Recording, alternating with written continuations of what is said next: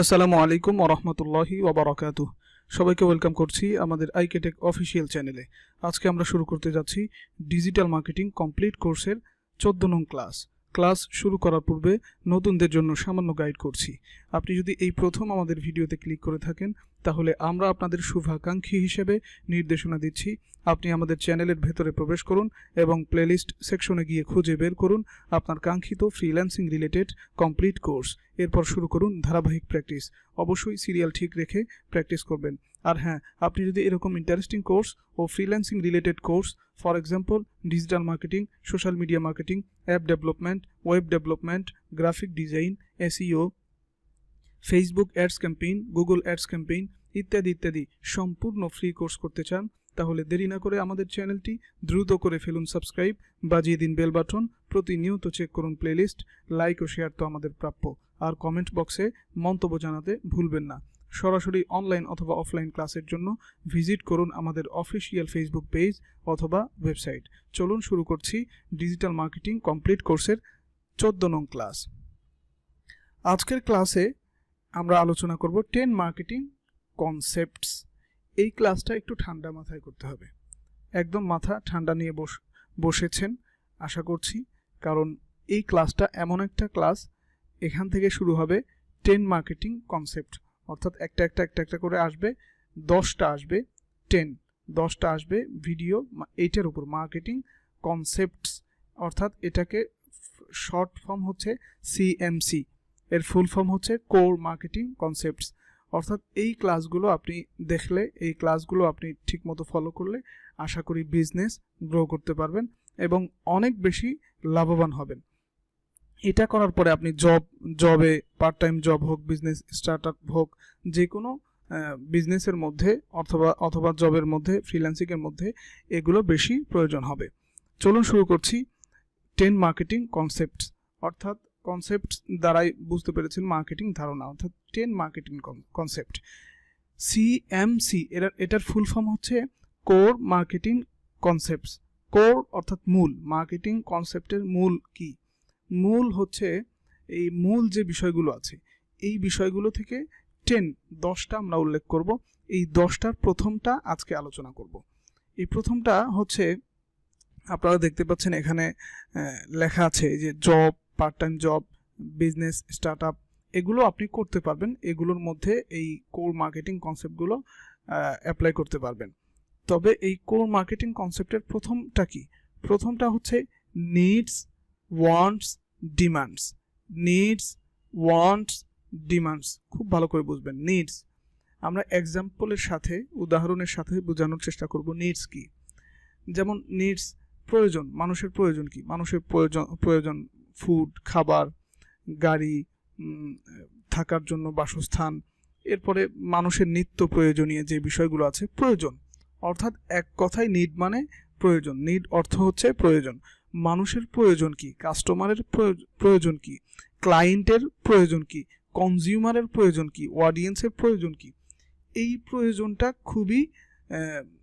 বোঝা খুবই দরকার। অর্থাৎ আপনি যখন বিজনেস করতে যাবেন, কোনো কোম্পানি খুলবেন, আপনি নিজের বিজনেস গ্রো করতে যাবেন, বিজনেসের মধ্যে যে প্রোডাক্টগুলো আপনি আপনার কোম্পানির জন্য তৈরি করবেন, যে প্রোডাক্টগুলো আপনি ডেভেলপ করবেন, কাস্টমারের কাছে পৌঁছাবেন, এই প্রোডাক্টগুলো তাদের প্রয়োজন কিনা এটা আগে দেখতে হবে। 1 নাম্বার নিড, প্রয়োজন কিনা এটা দেখতে হবে। নাম্বার 2 হচ্ছে ওয়ান্টস, অর্থাৎ নিড এবং ওয়ান্টস সেম, তবে একটু বেশ কম আছে, সেটা আমরা এক্সাম্পলের মাধ্যমে বোঝানোর চেষ্টা করছি। যেমন কারো পানি পিপাসা লেগেছে, তার পানি খাওয়ার প্রয়োজন। এই যে পানি খাওয়া না, পানি পান করা প্রয়োজন। এখন এই যে পানি পান করাটা, মানুষ হিসেবে তার পিপাসা লেগেছে, যেহেতু সে প্রাণী আর দুনিয়াতে জীবিত আছে, তার পিপাসা লাগতেই পারে, পিপাসা লেগেছে, এটা তার প্রয়োজন। এখন পানি পান করবে যে, সেই পান করাটা, তার চাওয়াটা, সেই পানি বিভিন্ন রকমের হতে পারে। টিউবওয়েলের পানি হতে পারে, অথবা বোতলের পানির মধ্যে আবার বিভিন্ন ধরনের ক্যাটাগরি আছে, বিভিন্ন কোম্পানির পানি আছে, প্রাণ, ব্যাসলারি, এরপরে আরও অনেক পানীয় রয়েছে। এখন পানি পিপাসা তার লেগেছে, এটা তার প্রয়োজন, তাকে পানি পান করতে হবে। এখন সে যদি চায় যে না, আমি প্রাণ কোম্পানির পানি অথবা ব্যাচলারি এই পানিটা, এই বোতলের পানিটা পান করব, এই চাওয়া। একটা হলো নিড, বুঝতে পেরেছেন অবশ্যই, একটা হলো নিড, পানি পান করা তার প্রয়োজন, এটা হচ্ছে নিড। এখন সে যদি চায় যে আমি এই পানিটা পান করতে চাই, অর্থাৎ এই কোম্পানির পানি অথবা টিউবওয়েলের পানি অথবা বৃষ্টির পানি অথবা সাগরের পানি, আমি এই পানিটা পান করতে চাই, এটা হচ্ছে ওয়ান্টস।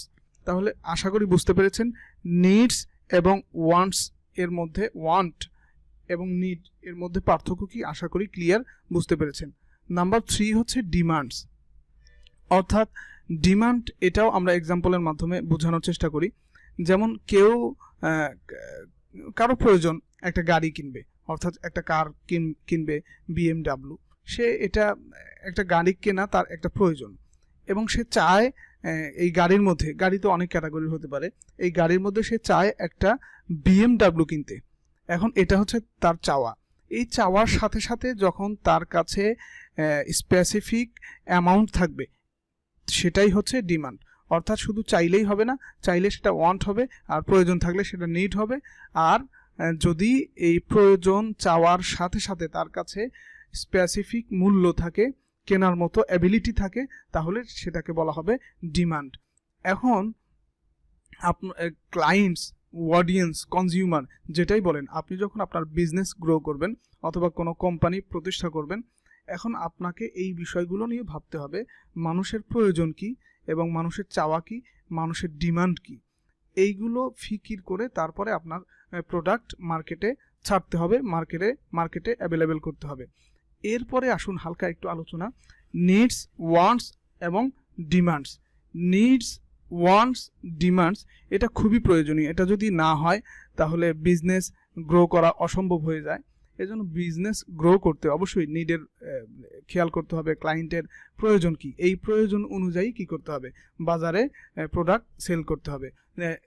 আমি যে প্রোডাক্টগুলো সেল করছি, আমি যে প্রোডাক্টগুলো কাস্টমারকে দেখাচ্ছি, এই প্রোডাক্টগুলো কাস্টমারের, ক্লায়েন্টের, অডিয়েন্সের কোন ক্যাটাগরির মধ্যে রয়েছে, এগুলো কি তাদের প্রয়োজনের ক্যাটাগরির মধ্যে রয়েছে, নাকি এগুলো ওয়ান্ট, তাদের চাওয়া এই ক্যাটাগরির মধ্যে রয়েছে, নাকি নিড, ওয়ান্টের সাথে সাথে ডিমান্ডের মধ্যে রয়েছে, কোন ক্যাটাগরিতে রয়েছে, এটা আমাদেরকে ভালো করে খেয়াল করতে হবে। আশা করি বুঝতে পেরেছেন আমাদের আজকের 14 নং ক্লাস। সবার সুস্থতা কামনা করে আজকে এখানেই বিদায় নিচ্ছি। ওমা তৌফিকি ইল্লা বিল্লাহ।